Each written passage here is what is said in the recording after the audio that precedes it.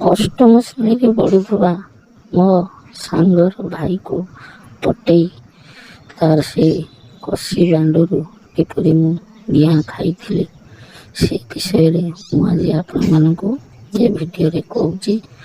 ଆପଣମାନେ ଭିଡ଼ିଓକୁ ଶେଷ ପର୍ଯ୍ୟନ୍ତ ଦେଖନ୍ତୁ। ଆପଣମାନେ ଦେଖୁଛନ୍ତି ପ୍ରିୟା ଟ୍ୟୁବ୍ ଚ୍ୟାନେଲ୍। ଏହି ଚ୍ୟାନେଲରେ ଆପଣମାନେ ହଟ୍ ଗିଆଁ ଗେଇଁ ଭିଡ଼ିଓ ସବୁ ପାଇବେ।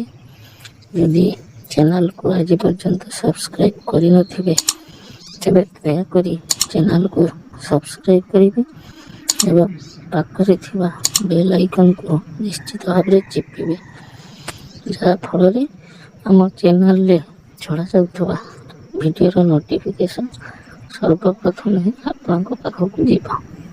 ତ এই ଭିଡ଼ିଓ ହେଉଛି ଗୋଟିଏ ରୋମାଞ୍ଚକର ଭିଡ଼ିଓ।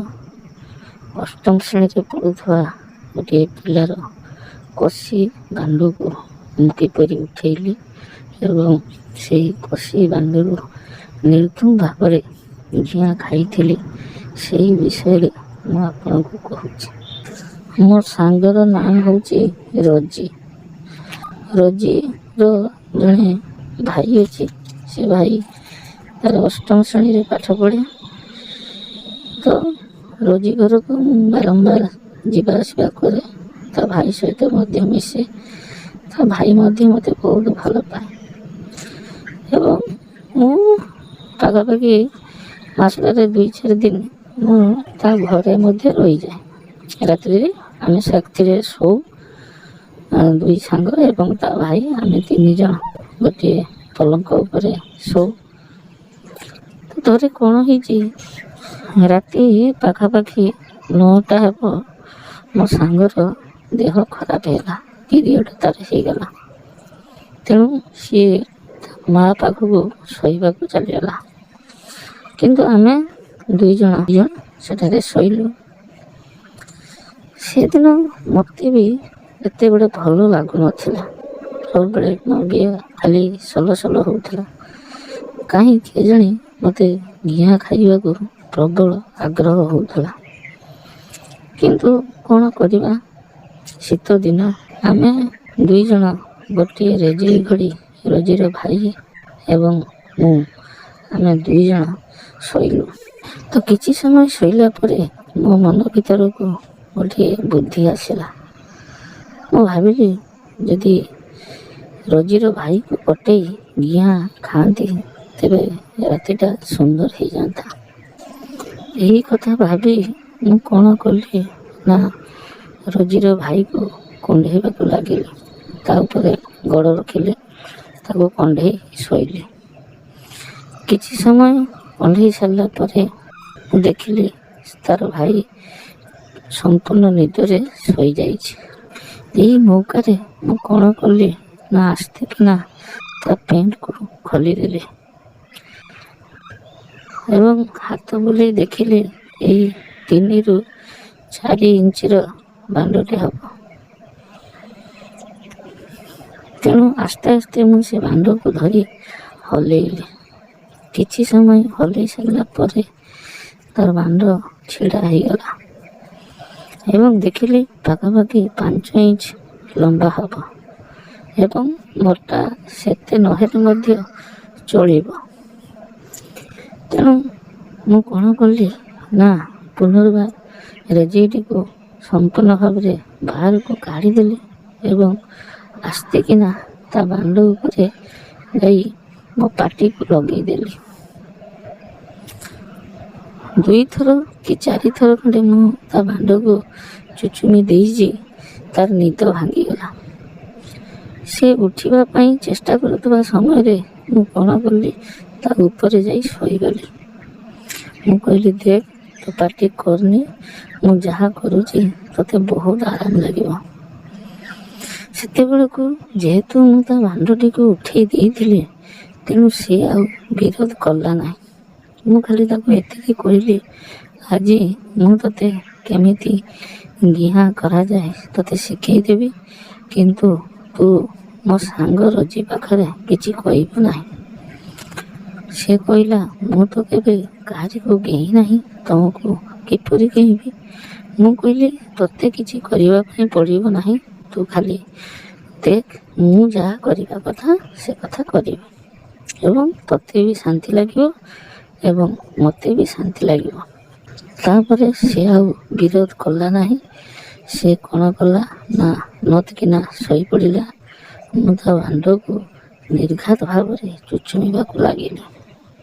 ସରୁ ଭାଣ୍ଡଟେ କିନ୍ତୁ ଚୁଚୁମି ସାରିଲା ପରେ ପାଖାପାଖି ମୋଟା ହେଇଗଲା, କାମ ଚଳିବ। ତାପରେ ମୁଁ ସମ୍ପୂର୍ଣ୍ଣ ଭାବରେ ଉଲଗ୍ନ ହେଇଗଲି ଏବଂ ତା ମୁହଁ ପାଖକୁ ମୋ ବିଆକୁ ନେଇ କହିଲି, ତୁ ଚାଟ। ସେ ମଧ୍ୟ ଚାଟିଲା। ପାଖାପାଖି 3ରୁ 4 ମିନିଟ୍ ଚାଟି ସାରିଲା ପରେ ତାର ପ୍ରବଳ ମନ ହେଇଗଲା ଗେହିବା ପାଇଁ। ସେ କହିଲା, ଦିଦି ତମେ ଶୋଇପଡ଼, ମୁଁ ଟିକେ ତମ ଉପରେ ଶୋଇ ଗେହିବି। ମୁଁ କ'ଣ କଲି ନା ଶୋଇପଡ଼ିଲି। ସେ ମୋ ଉପରକୁ ଚଢ଼ିଲା, ମୋ ଦୁଧକୁ ଖାଇଲା, ଦୁଧକୁ ଚିପୁଡ଼ିଲା ଏବଂ ମୋ ବିଆରେ ତା ଭାଣ୍ଡକୁ ପଶାଇଲା। ପାଖାପାଖି 10ରୁ 15 ମିନିଟ୍ ପର୍ଯ୍ୟନ୍ତ ସେ ମୋତେ ଗେହିଲା। 15 ମିନିଟ୍ ପର୍ଯ୍ୟନ୍ତ ଗେହି ସାରିଲା ପରେ ମୋତେ ଜଣାପଡ଼ିଲା ମୋ ବିଆରୁ ଯେମିତି ପାଣି ବାହାରିଯିବ। ତେଣୁ ମୁଁ ତାକୁ କହିଲି, ତୁ ଗୋଟେ କାମ କର, ଆଉ ଥରେ ମୋ ବିଆକୁ ଚାଟ।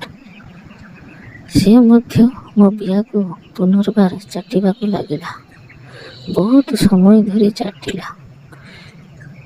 ତାପରେ ମୁଁ କ'ଣ କଲି ନା ଦେଖ ମୁଁ ବର୍ତ୍ତମାନ ଆଣ୍ଠେଇ ପଡ଼ୁଛି, ତୁ ମୋତେ ପଛପଟୁ ଗେହେ। ସେ କହିଲା, ତମେ ଯାହା କହିବ ମୁଁ ସେୟା କରିବି। ତାପରେ ମୁଁ କ'ଣ କଲି ନା ଆଣ୍ଠେଇ ପଡ଼ିଲି ଏବଂ ସେ ମୋ ଗାଣ୍ଡି ପଟରୁ ତା ଭାଣ୍ଡକୁ ପୂରେଇଲା ଏବଂ ପୁଣି ପାଖାପାଖି 7ରୁ 8 ମିନିଟ୍ ପର୍ଯ୍ୟନ୍ତ ସେ ମୋତେ ଗେହିଲା। ଏମିତି ଘିଁ ଘିଁ ହଉ ହଉ ପାଖାପାଖି ଘଣ୍ଟେରୁ 1.5 ଘଣ୍ଟା ଲାଗିଗଲା। ତାପରେ ସେ ତ କେବେ ଗେହି ନାହିଁ ନା, ତେଣୁ ଭାଣ୍ଡରୁ କେମିତି ବୀର୍ଯ୍ୟ ବାହାରେ ସେ ଜାଣେ ନାହିଁ। ଶେଷ ଆଡ଼କୁ ମୋତେ କହିଲା ଯେ ଦିଦି ମୋତେ ବହୁତ ପରିସ୍ରା ଲାଗୁଛି। ମୁଁ କିନ୍ତୁ ଜାଣିନେଲି ଯେ ସେଇଟା ପରିସ୍ରା ନୁହେଁ, ତା ଭାଣ୍ଡରୁ ବୀର୍ଯ୍ୟ ବାହାରିବ ସେ ଜାଣିପାରୁନାହିଁ। ତେଣୁ ମୁଁ କହିଲି, ଦେ ତୁ ମୋତେ ଗେହେ, ଗେହୁଥିବା ସମୟରେ ତୋର ପରିସ୍ରା ଆପେ ଆପେ ହେଇଯିବ। ତାପରେ ସେ ପୁନର୍ବାର ମୋତେ ଗେହିଲା ଏବଂ ଗେହୁଥିବା ସମୟରେ ତା ଭାଣ୍ଡରୁ ସମ୍ପୂର୍ଣ୍ଣ ପାଣି ବାହାରିଗଲା। ଯେତେବେଳେ ତା ଭାଣ୍ଡରୁ ପାଣି ବାହାରିଗଲା ସେ ଉଃ ଆଃ ହୋଇ ନଦକିନା ଶୋଇପଡ଼ିଲା। କହିଲା, ଦିଦି ତମେ ଖରାପ ଭାବିବ ନାହିଁ, ମୁଁ ତୁମ ବିଆରେ ପରିସ୍ରା କରିଦେଇଛି। ମୁଁ କହିଲି, ଆରେ ବୋକା, ସେଇଟା ପରିସ୍ରା ନୁହେଁ, ସେଇଟା ତୋ ଭାଣ୍ଡରୁ ରସ ବାହାରିଲା, ଯାହାଫଳରେ ତୋତେ ଆରାମ ଲାଗିଲା। ତୁ ତ ପୂର୍ବରୁ ବହୁତ ଥର ପରିସ୍ରା କରିଛୁ, କିନ୍ତୁ ଏତେ ଆରାମ ତୋତେ କେବେ ଲାଗିଛି କି? ସେ କହିଲା, ସତ କଥା ତ, ମୁଁ ତ ପୂର୍ବରୁ ବି ପରିସ୍ରା କରିଛି, କିନ୍ତୁ ଏତେ ଆରାମ ତ ମୋତେ କେବେ ଲାଗିନାହିଁ। ତାପରେ ମୁଁ ମୋ ପିଆ ଭିତରୁ ଆଙ୍ଗୁଳି ପୂରେଇ ଟିକିଏ ସେଇ ରସକୁ କାଢ଼ି ଆଣିଲି ଏବଂ ତାକୁ ଦେଖେଇଲି ଯେ ଦେଖ ଏଇଟା ହେଉଛି ଭାଣ୍ଡର ରସ। ତାପରେ ସେ ମୋତେ ପଚାରିଲା, ଦିଦି ତମ ବିଆରୁ କ'ଣ ରସ ବାହାରି ସାରିଛି? ମୁଁ କହିଲି, ଆରେ ନା, ତୋ ଭାଣ୍ଡରେ ଟିକେ ସରୁ ହେଇଯାଉଛି ତ ଏଡ଼ଜଷ୍ଟ ହେଉନାହିଁ। ସେ କହିଲା, ତେବେ ମୁଁ କ'ଣ କରିବି? ମୁଁ କହିଲି, ତୁ ଯଦି ମୋ ବିଆକୁ ନିର୍ଦ୍ଧୁମ ଭାବରେ ଚାଟି ପାରିବୁ ତେବେ ମୋ ବିଆରୁ ମଧ୍ୟ ରସ ବାହାରିଯିବ। ସେ କହିଲା, ଠିକ୍ ଅଛି, ତମେ ଦେଖାଅ, ମୁଁ ଚାଟୁଛି। ତାପରେ ପାଖାପାଖି 7ରୁ 8 ମିନିଟ୍ ପର୍ଯ୍ୟନ୍ତ ସେ ଚାଟିଲା। 7ରୁ 8 ମିନିଟ୍ ପର୍ଯ୍ୟନ୍ତ ଚାଟି ସାରିବା ପରେ ମୋ ବିଆରୁ ପାଣି ବାହାରିଗଲା। ଆମେ 2 ଜଣ କଣ୍ଡାକଣ୍ଡି ହୋଇ ଶୋଇଗଲୁ। ଘଣ୍ଟେ କି 2 ଘଣ୍ଟା ଯାଇଛି, ପୁନର୍ବାର ତା ଭାଣ୍ଡ ଟିଙ୍ଗେଇଲା। ସେ ମୋତେ ଆଉ ନ ପଚାରି ମୋ ଗାଣ୍ଡି ପଟେ ତା ଭାଣ୍ଡଟିକୁ ଖାଲି ଖେଞ୍ଚି ଖେଞ୍ଚି ମାରିଲା। ମୁଁ ଜାଣିନେଲି ଟୋକାର ଆଉ ଥରେ ଗେହିବା ପାଇଁ ଇଚ୍ଛା ହେଇଛି। ତେଣୁ ମୁଁ ତାକୁ କହିଲି, କିରେ ଆଉ ଥରେ ଗାଇବୁ? ସେ କହିଲା, ହଁ ଦିଦି, ମୋତେ ଆଉ ଥରେ ଗାଇବାକୁ ଇଚ୍ଛା ହେଉଛି। ମୁଁ କହିଲି, ଦେଖ, ଏଥର ମୁଁ ଆଉ ତୋତେ କିଛି କହିବି ନାହିଁ। ତୋତେ ତ ମୁଁ ଶିଖେଇ ଦେଇଛି, ତୁ ଏଥର ମୋତେ ଗାଏ। ପ୍ରଥମ ଥର ଗାଇଲା ବେଳେ ମୁଁ ଯାହା ଯାହା ତାକୁ ଶିଖେଇଥିଲି ସେ ସେଇ ପ୍ରକାର ପୁନର୍ବାର କଲା ଏବଂ ପାଖାପାଖି ଘଣ୍ଟେ ପର୍ଯ୍ୟନ୍ତ ନିର୍ଘାତ ଭାବରେ ମୋତେ ଗାଇଲା ଏବଂ ତା ବାଣ୍ଡରୁ ପାଣି ବାହାର କରି ମୋ ପିଆରେ ଛାଡ଼ିଦେଲା। ଏହିପରି ମୁଁ ସେଦିନ ମୋ ସାଙ୍ଗର ଭାଇକୁ ପଠେଇ ତା ପାଖରୁ ଗୋଟିଏ ରାତିରେ 2 ଥର ଗିହାଁ ଖାଇଥିଲି। ତାପରେ ଆମେ ବହୁତ ଥର ଏମିତି ଗିହାଁ ଗିହିଁ ହେଇଛୁ। ସେସବୁ ଭିଡ଼ିଓ ମୁଁ ଆପଣମାନଙ୍କୁ ଏହି ଚ୍ୟାନେଲରେ ଦେବି, ଆପଣମାନେ ତାହାକୁ ଦେଖିବେ। ଯଦି ଚ୍ୟାନେଲକୁ ଆଜି ପର୍ଯ୍ୟନ୍ତ ସବସ୍କ୍ରାଇବ୍ କରିନଥିବେ ତେବେ ଚ୍ୟାନେଲକୁ ସବସ୍କ୍ରାଇବ୍ କରିବେ ଏବଂ ପାଖରେ ଥିବା ବେଲ୍ ଆଇକନକୁ ଚିପିବେ। ରହୁଛି, ପୁନର୍ବାର ଦେଖା ହେବ ଅନ୍ୟ ଏକ ଭିଡ଼ିଓରେ। ନମସ୍କାର।